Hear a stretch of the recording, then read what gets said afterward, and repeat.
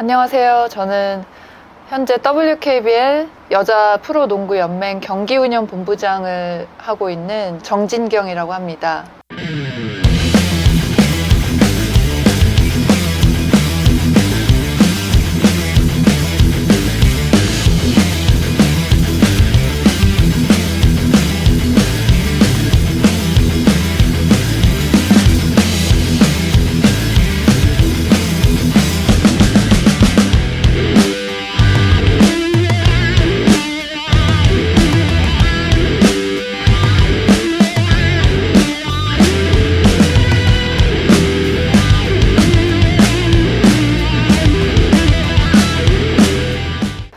여자 농구 연맹은 우리나라 프로리그, 여자 농구의 프로리그를 총괄하는 단체고, 지금 현재 6개 구단이 국내에 있고요. 그 구단들의 한 시즌을 책임지는, 말하자면 운영을 하는 그런 단체죠. 일단은 우리가 리그가, 농구는 겨울 스포츠니까 보통 비시즌 한 6월 정도부터 비시즌 구단이랑 똑같아요. 시작해서 10월 말쯤에 리그가 시작을 하거든요. 그래서 리그가 원활하게 운영이 되게끔 농구 규정이라던가 혹은 뭐 심판, 경기 운영에 관련된 모든 것을 총괄하는 부서가 제가 일하는 부서고요. 연맹은 또 다른 홍보팀이라던가 다른 운영팀이 또 다른 부서로 또 이렇게 나눠져 있어요. 그래서 제가 하는 부서는 일단 시즌이 들어가면 가장 중요한 역할을 하는 부서가 될 수 있어요. 선수 때는 일단 제가 키가 크니까 무조건 센터, 지금으로 번호로 따지면 5번이라고 하죠.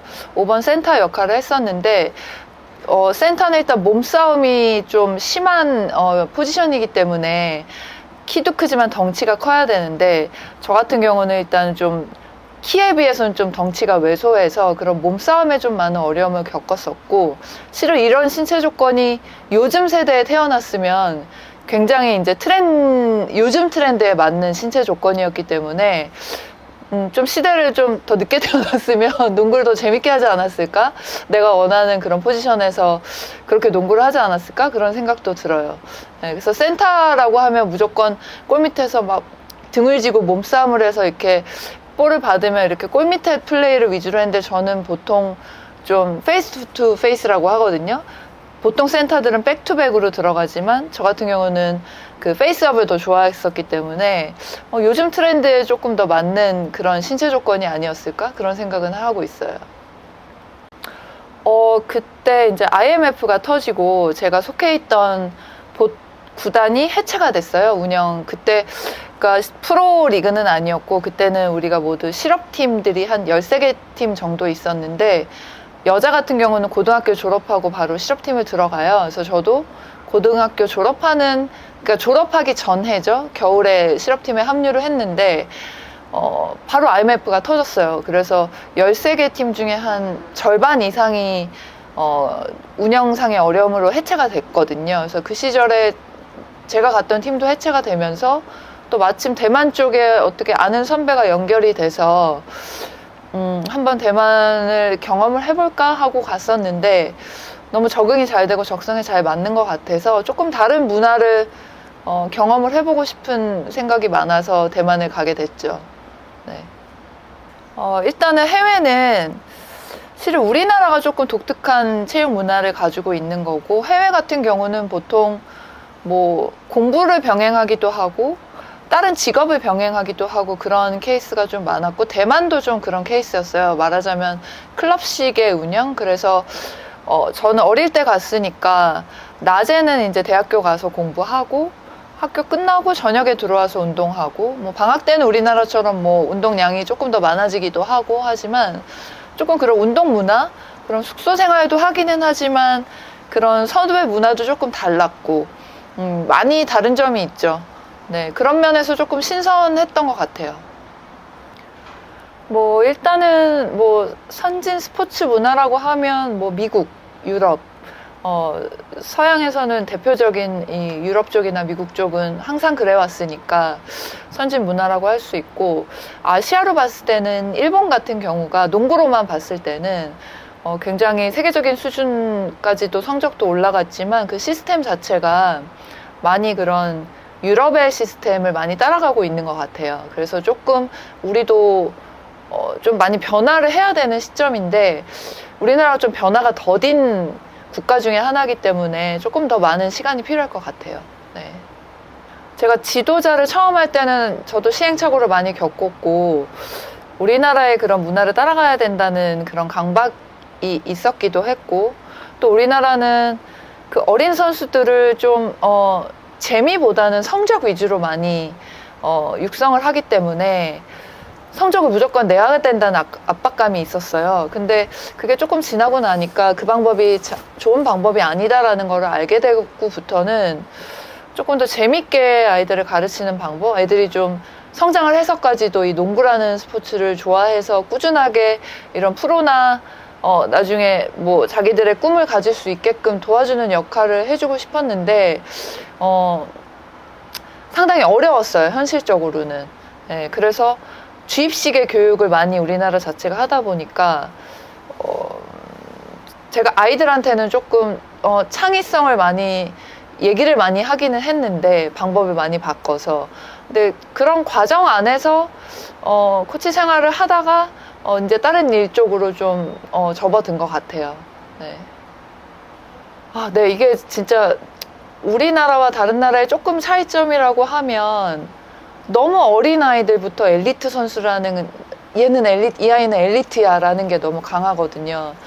실은 어리면 어릴수록 선수들은 좀 재미로 운동을 많이 해야 되고 그렇게 해야 이런 여러 가지 운동 능력들을 발달하는 데 조금 더 도움이 된다라고 생각을 하는데 우리나라 부모님들 너무 어릴 때부터 성적 위주의 교육을 스포츠도 많이 하고 있어요. 그래서 그런 부분들이 조금 변화돼야 되지 않을까 그런 생각은 많이 하고 있습니다. 뭐 그렇죠. 프로 리그니까 드래프트를 해야 되는데 일단은 기본기예요. 결국에는 프로에서도 기본기가 잘 돼 있는 선수들이 오래 살아남고 또 성장을 더 빨리 하거든요. 근데 이게 아까도 말했지만 성적 위주의 운동을 하다 보면 그냥 이기는 방법만 딱 코치님이 해주는 대로 시키는 대로 하다 보면 본인이 가지고 있는 기본기를 좀 소홀히 할 수도 있고 그냥 시합은 하는데 개인 기술이나 기본기 자체를 좀 소홀히 할 수는 있거든요. 그래서 그런 부분에서 그래도 펀더멘털이라는 거는 어느 분야나 되게 중요하잖아요. 그래서 이 기본기를 좀 착실하게 어릴 때부터 조금 더 그 부분에 좀 신경을 썼으면 좋겠어요. 뭐 다 제가 일을 좀 여러 분야, 농구라는 종목 안에서 여러 분야의 일을 하다 보니까 가장 힘들었을 때는 코치 시절이 아니었을까.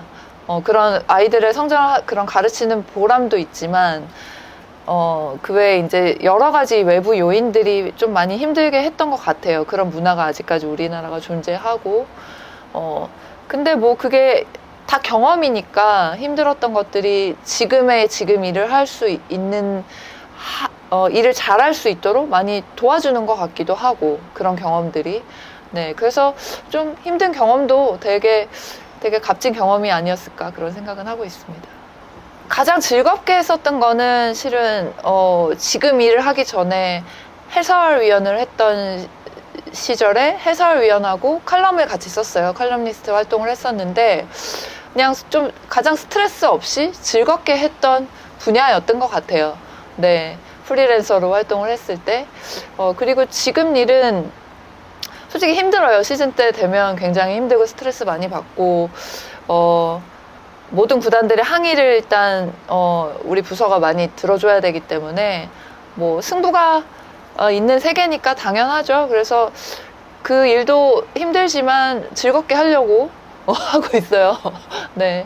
근데 실은 저는 은퇴식을 하진 않았어요. 왜냐하면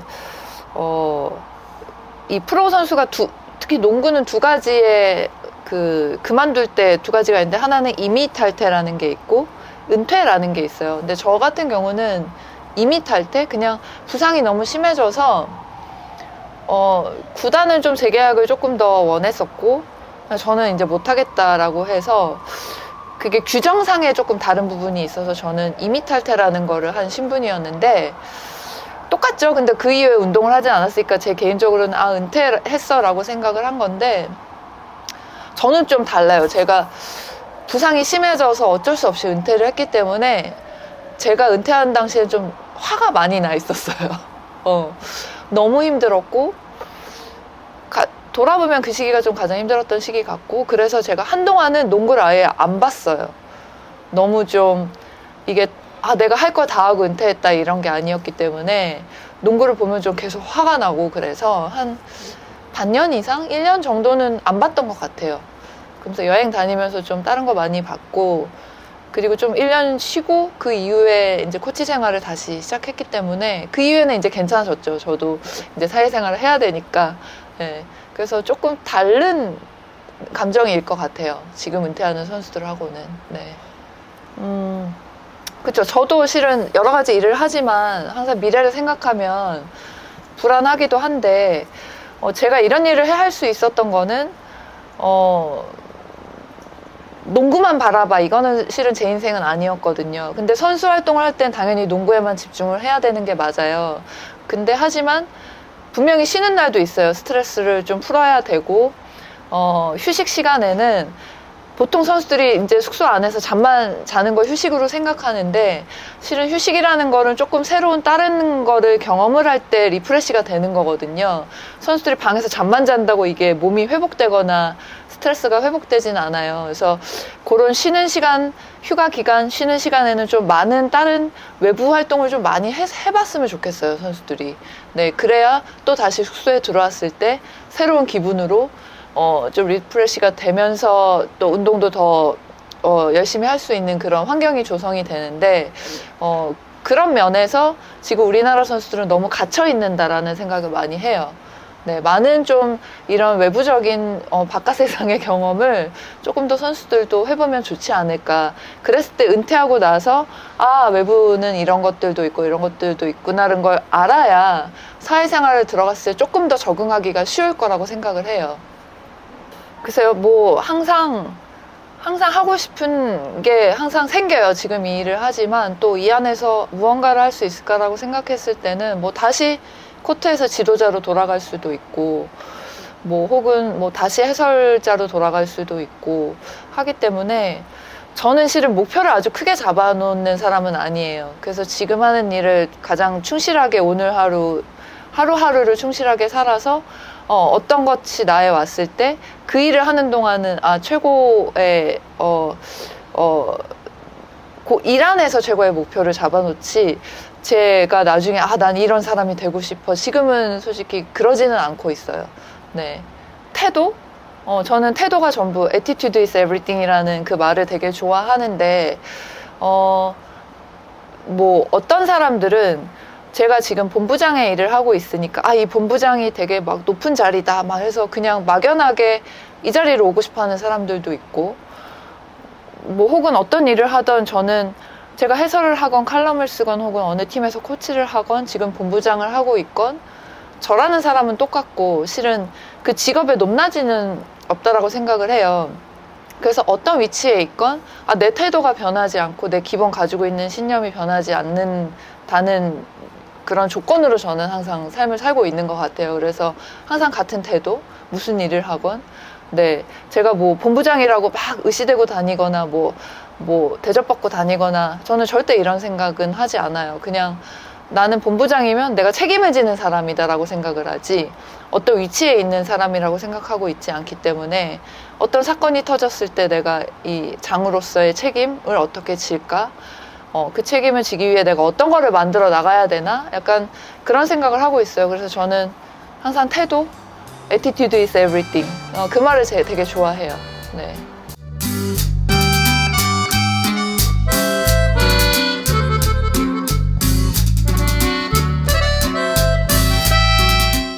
크리에이터즈 맨션 좋아요, 구독 부탁드립니다.